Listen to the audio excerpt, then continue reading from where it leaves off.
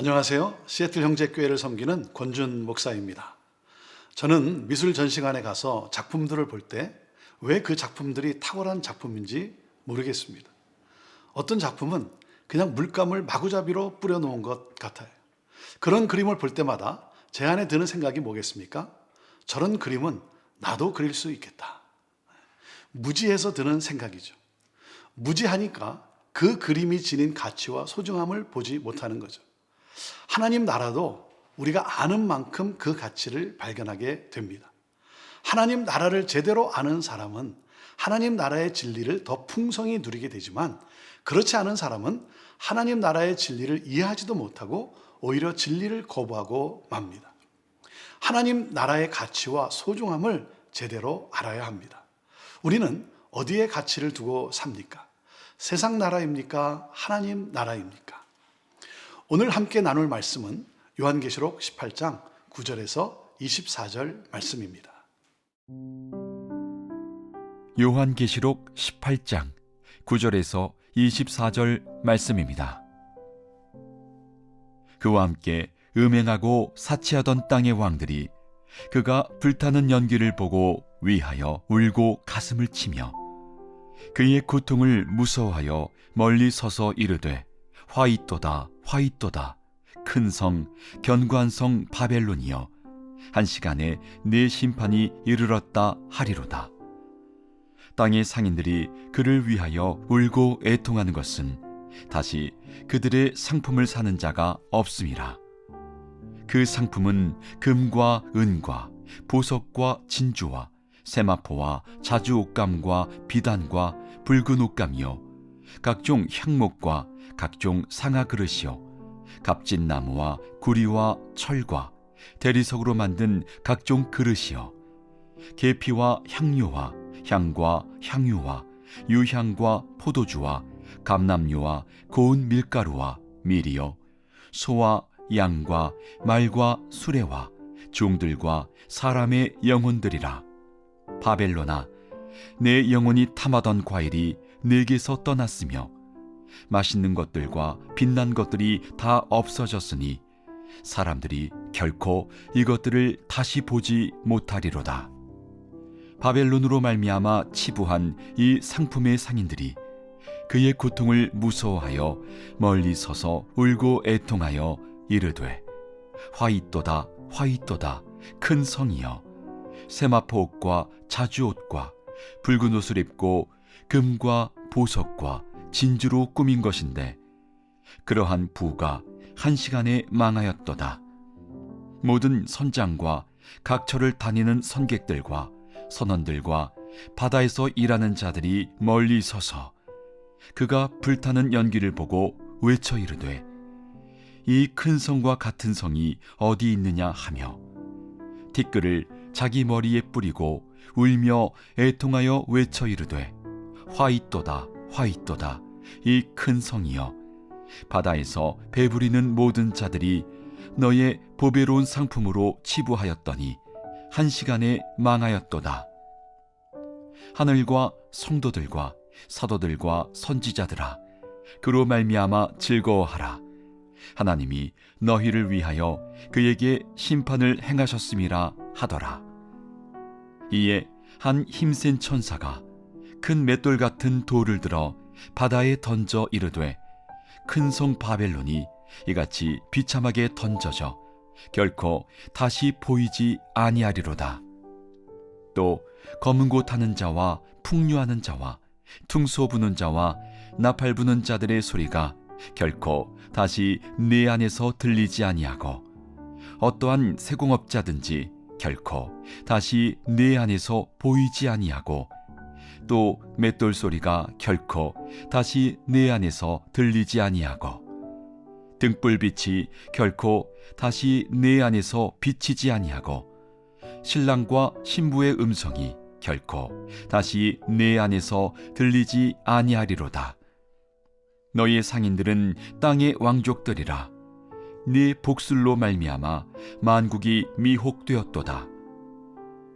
선지자들과 성도들과 및 땅 위에서 죽임을 당한 모든 자의 피가 그 성중에서 발견되었느니라 하더라.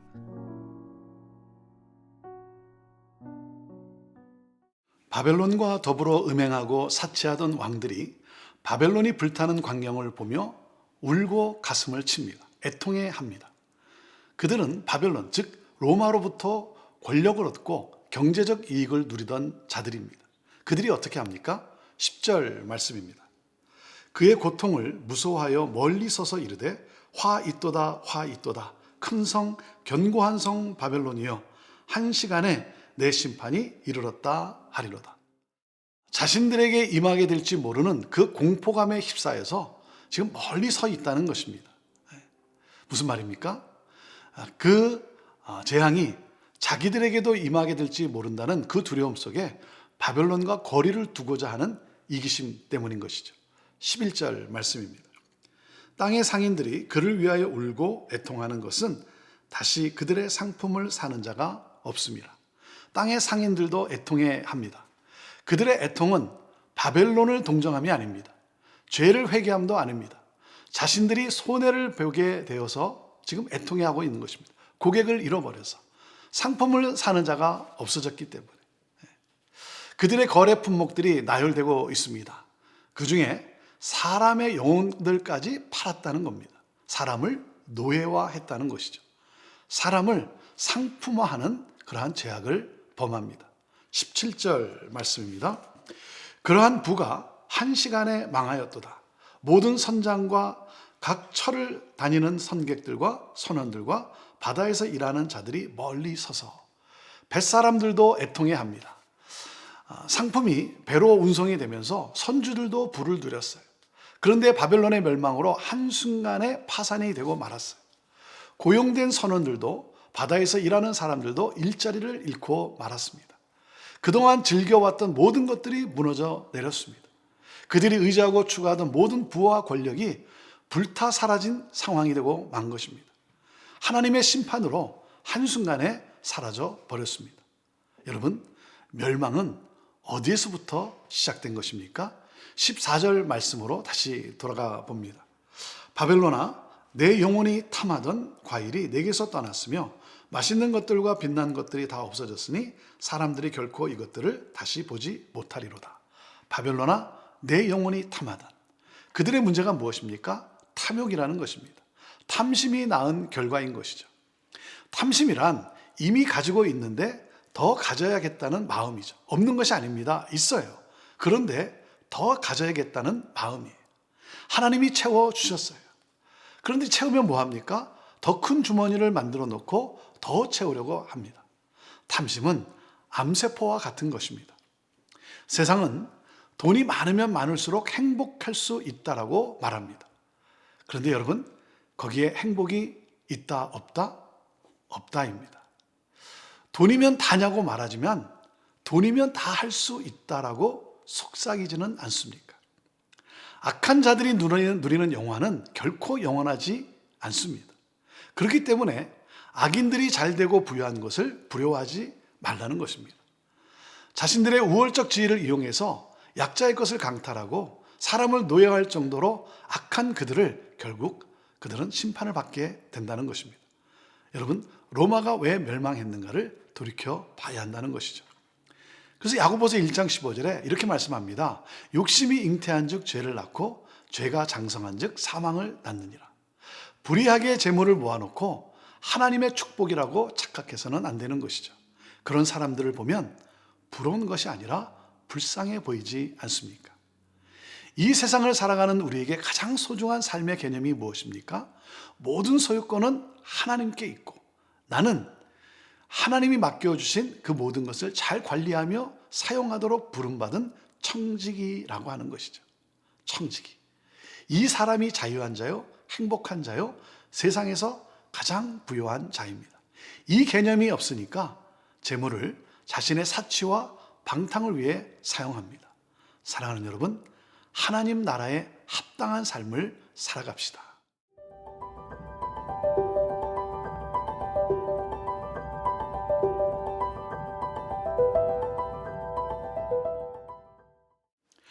계속해서 바벨론 멸망의 모습을 보여주시면서 우리에게 즐거워하라고 명하십니다.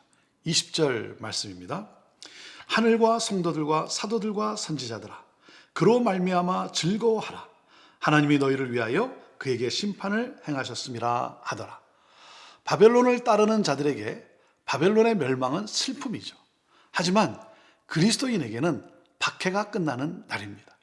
그래서 하늘과 성도들아 즐거워하라. 기쁨으로 찬양하라. 믿음을 지킨 너희들은 반드시 승리케 하신다 라고 말씀하고 계신 것입니다. 21절 말씀입니다. 이에 한 힘센 천사가 큰 맷돌 같은 돌을 들어 바다에 던져 이르되 큰 성 바벨론이 이같이 비참하게 던져져 결코 다시 보이지 아니하리로다. 막강한 바벨론도 하나님이 보시기에 한낱 맷돌에 불과하다는 것입니다. 바다에 던져진 맷돌은 다시는 보이지 않게 된다. 모든 경제가 마비되고 맷돌 소리가 들리지 않습니다. 무슨 말입니까? 일상생활에 필요한 식량도 떨어졌다는 것이죠. 그리고 신랑과 신부의 소리도 들리지 않는다라고 말씀하십니다. 모든 기쁨과 즐거움이 사라졌다는 것이죠. 바벨론이 멸망당한 세 가지 죄악이 무엇입니까? 첫째, 부를 착취한 교만이고, 둘째, 복술, 우상 숭배이고, 셋째, 그리스도인을 죽인 죄, 하나님을 대적한 죄 때문인 것이죠. 24절 말씀입니다. 선지자들과 성도들과 및 땅 위에서 죽임을 당한 모든 자의 피가 그 성중에서 발견되었느니라 하더라. 선지자들과 성도들이 로마에 의해 박해를 받았습니다. 그 가운데서도 우상과 황제 숭배를 거절했습니다. 하나님 나라의 영원한 가치를 알기에 기꺼이 순교를 당한 것이죠. 왜 그렇습니까? 초대교회 성도들은 최후 승리를 믿었기 때문인 것입니다. 세상 나라는 끝이 있지만 하나님 나라는 영원합니다. 그렇기 때문에 가난한 자들을 돌아보아야 합니다. 사치에 만족하지 말고 그들과 같은 처지에서 사랑을 나누어야 합니다. 사랑하는 여러분, 고난 중에 있습니까? 아무런 희망이 없다고 느끼십니까? 하늘을 바라보십시오. 하늘 보좌에 앉으사 이 세상을 통치하시는 하나님을 주목해 보십시오. 오늘도 그분의 통치는 계속됩니다.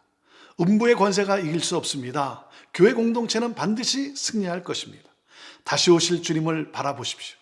내게 이 말 새 하늘과 새 땅을 바라보며 오늘 하나님 나라에 합당한 삶을 살아갑시다. 그 주님을 경배합시다.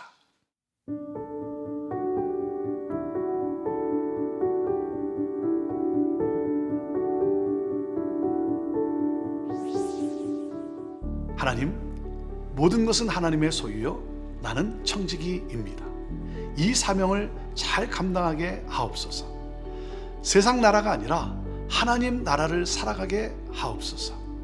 예수님의 이름으로 기도합니다. 아멘.